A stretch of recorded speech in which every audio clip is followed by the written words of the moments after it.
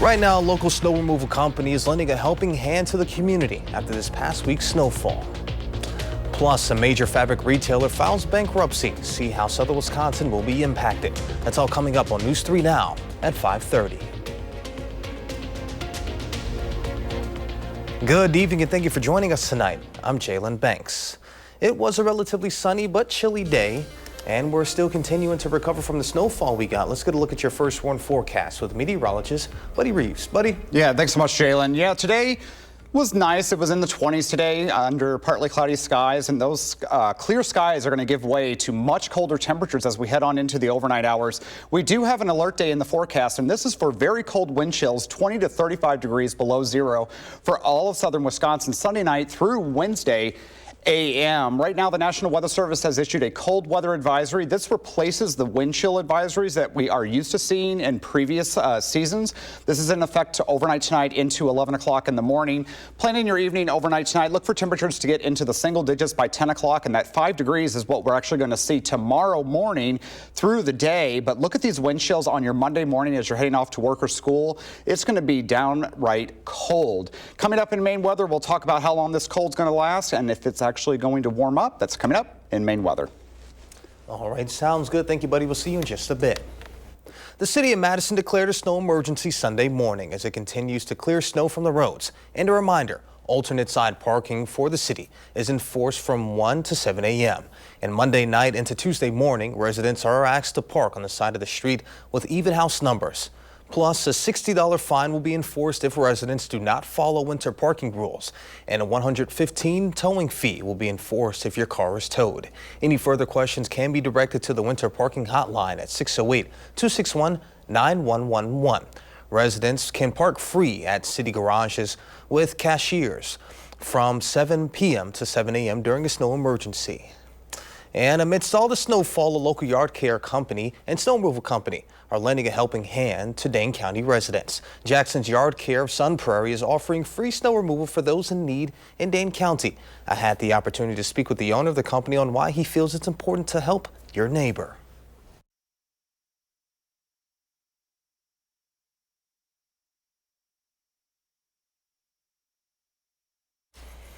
My apologies for the technical difficulties, but Jackson's Yard Care will be offering the service through 10 p.m. this evening.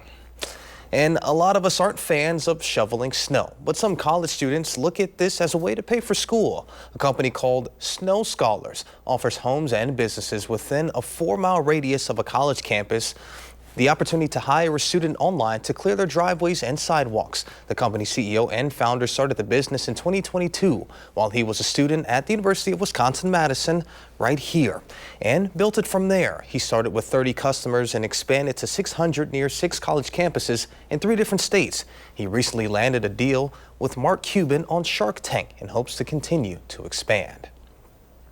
The Dodge County Sheriff's Office is warning of an unsafe ice location at Beaver Dam Lake after 3 snowmobilers fell through the ice over the last 2 days. The Sheriff's Office said an area of the lake generally northeast of Evergreen Island near the south end of the lake was identified as dangerous since the recent snowfall. On Saturday afternoon, the Dodge County Sheriff's Office and Beaver Dam Fire Department responded to 2 snowmobilers traveling together who went through the ice. And on Sunday morning, another snowmobiler went through in the same area. Fortunately, all the snowmobilers were unharmed. The Sheriff's Office advises residents to contact local bait shops for further information on ice depth in hazardous areas. Monona police arrested a man after they said he drove away from a traffic stop with a stolen vehicle Sunday morning. Monona police said around 1 a.m. a vehicle was approaching the city of Monona along Highway 51. The original cause of the stop was due to the man reportedly running red lights. MOPD attempted a traffic stop. The man allegedly failed to stop and engaged officers in the vehicle pursuit.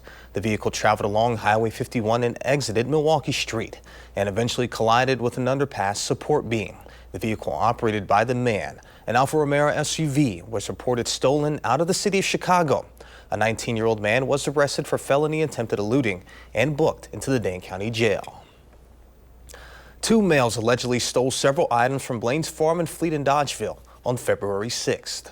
The Sheriff's Office said the reported stolen items include a Steel brand chainsaw, M18 Sawzall, and M18 Hex Impact Kit, and the two M12 heated jackets. The two reportedly left the store on Highway YZ and placed the items in an occupied vehicle in the parking lot. Anyone with any information is asked to contact the Iowa County Sheriff's Office at 608-930-9500.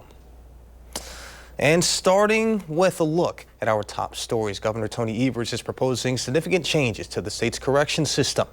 The twofold plan looks to stabilize the prison population while also modernizing state facilities. This would ultimately end up closing a prison in Green Bay and make a series of remodels to existing prisons. And will save Wisconsin taxpayers about $1 billion right up front by not building a new facility that won't help us anytime soon because it won't be done for another decade. The governor's plan further includes moving juvenile inmates from the embattled Lincoln Hills facility to a series of smaller sites around the state. We expect to hear more about this and the other priorities at a budget address planned for Tuesday. Joann Fabrics is in the process of closing 500 stores nationwide as it navigates the bankruptcy process, and that includes nearly all the stores in southeast Wisconsin.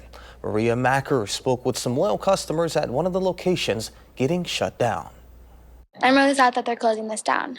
For Paisley Padilla, Joann Fabrics in Menominee Falls is her go-to store for creativity. I go here a lot to buy, I make blankets and stuff, and I make stuff a lot. So does my sister. Her dad, Eddie Padilla, took her there Thursday to gather supplies ahead of a volleyball tournament this weekend. We do this thing where we clip people with their backpacks, and I'm here to buy the clips and the paint and the Sharpies, and tomorrow we're gonna go paint them and clip them. I was the one who told them this location was one of over a dozen stores in the state to be shut down. The nationwide fabric and craft chain announced in January they would be filing for bankruptcy for the second time in less than a year. The list of store shutdowns includes 6 in the Milwaukee area, leaving the Greenfield location near Southridge Mall as the only one left. I am shocked. Eddie Padilla tells me it's upsetting to see another major store closing in his neighborhood. Big Lots, they just closed down this past year. I really would not like to have another empty building in Menominee Falls, so I think that's the part that probably bothers me the most. In a statement, Joann says this was a very difficult decision to make. Right-sizing our store footprint is a critical part of our efforts to ensure the best path forward for Joann. Bad news. It's pretty sad to hear this is closing down too. Once the 500 are closed, Joann will be left with only 300 stores open nationwide. The retailer blames this current bankruptcy filing on severe and unexpected inventory issues. Coming up on News 3 Now at 5:30, potential bird flu vaccine is on the way. Plus, Secretary of State Marco Rubio was in the Middle East for solutions, looking to end some world conflicts. That and more after the break. You're watching News 3 Now at 5:30. Thank you for staying with us. The U.S. Department of Agriculture last week issued a conditional license for an avian flu vaccine for use in chickens amid an outbreak of ravaging poultry flocks, contributing to sky-high egg prices. Zoetis, the manufacturer behind the vaccine, announced the conditional approval on Friday. Its scientists had begun updating its existing avian flu vaccine in 2022. A conditional license can generally be used to address an emergency situation or special circumstance, the company noted, and is issued for a set time of period. Trump administration officials say they will present to the president a plan to combat the avian flu. Director of the National Economic Council, Kevin Hassett, and Secretary of Agriculture, Brooke Rollins, are expected to lay out the plan. Hassett says the plan addresses biosecurity issues and involves medication that would avoid killing chickens. The U.S.'s approach to the bird flu has long been focused on eradication. However, that strategy may be shifting as the virus spreads to other types of animals and becomes harder to contain. The officials said their plan should be ready by next week. President Trump to Daytona for one of his home state's biggest annual sporting events. His Secretary of State, Marco Rubio, is in the Middle East as the administration looks for ways to end the wars in Gaza and Ukraine. CBS's Willie James Inman reports from West Palm Beach, Florida. President Trump waved to the crowds as he arrived at the Daytona 500 NASCAR race on Sunday. Trump's second presidency is hitting the gas on a number of fronts, including efforts to bring Russia's war on Ukraine to a close. We're moving along. We're trying to get a peace with Russia, Ukraine, and we're working very hard on it. It's a war that should have never started. Two U.S. officials tell CBS News that a delegation, including Secretary of State Marco Rubio, will take part in discussions this week in Saudi Arabia. What we have right now is a call between Putin and President Trump in which both sides expressed an interest in ending this conflict. I imagine there will be follow-up conversations to figure out what a process to talk about that would look like. On Sunday, Rubio met with Israeli Prime Minister Benjamin Netanyahu in Jerusalem. The Secretary of State reiterated that Hamas cannot remain in power in a post-war Gaza. As long as it stands as a force that can govern, or as a force that can administer, or as a force that can threaten by use of violence, peace becomes impossible. The unequivocal support of the United States on Gaza will help us achieve these objectives faster and set us on a path for a different future. President Trump has said he wants the U.S. to take control of the Palestinian territory, with residents leaving for Egypt and Jordan, an idea both countries have rejected. This week, an international delegation is set to meet in Cairo for talks focusing on the Gaza ceasefire agreement. Willie James Inman, CBS News, West Palm Beach, Florida. Coming up next on News 3 Now at 5:30, Buddy Reeves returns with a complete look of your First One forecast.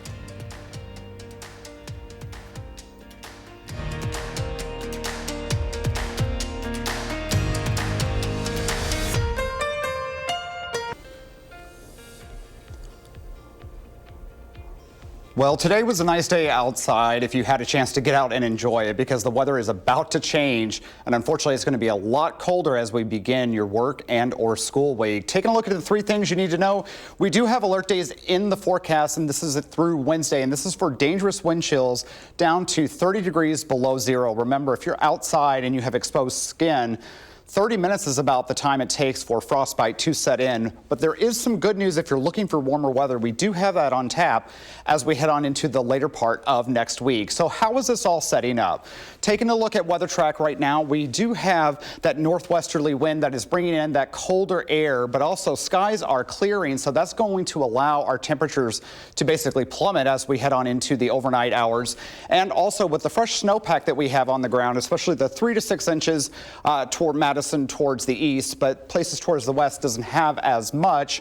This is the perfect setup for these alert day conditions for the wind chills. So overnight lows tonight are going to drop to 5 below zero here in the Madison area. And this is what is prompting our alert day conditions for very cold wind chills, 25 to 30 degrees below zero. And this is going to go from not only for Monday, but Tuesday and Wednesday morning as well, and possibly even into Thursday. That's why the National Weather Service has issued a cold weather advisory overnight tonight into tomorrow at 11 o'clock in the morning, and I would fully expect another cold weather advisory to be issued into your Tuesday morning, as well as that's when the coldest wind chills are going to be here across southern Wisconsin. So let's break down those wind chills. Starting off on your Monday morning, 21 degrees below zero here in the Madison area, 20 below in Lone Rock, and 20 below in Monroe. As we move through the day, it's not going to recover as we head on into the evening hours. It's still going to be pretty chilly here across the Madison area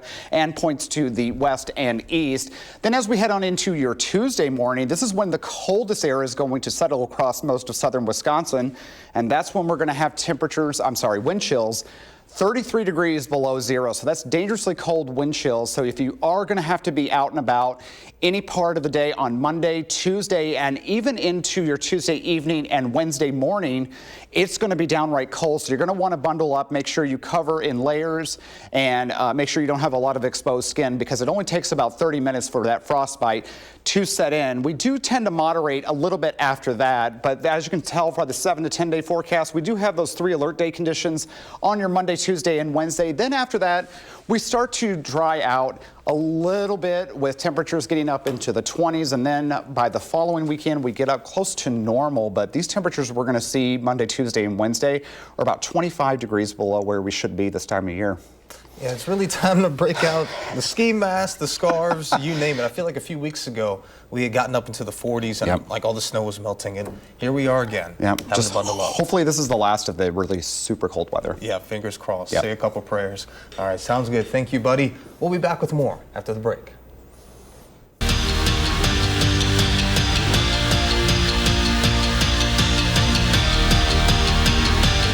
It looked like this was going to be the year that Wisconsin women's basketball took that next step.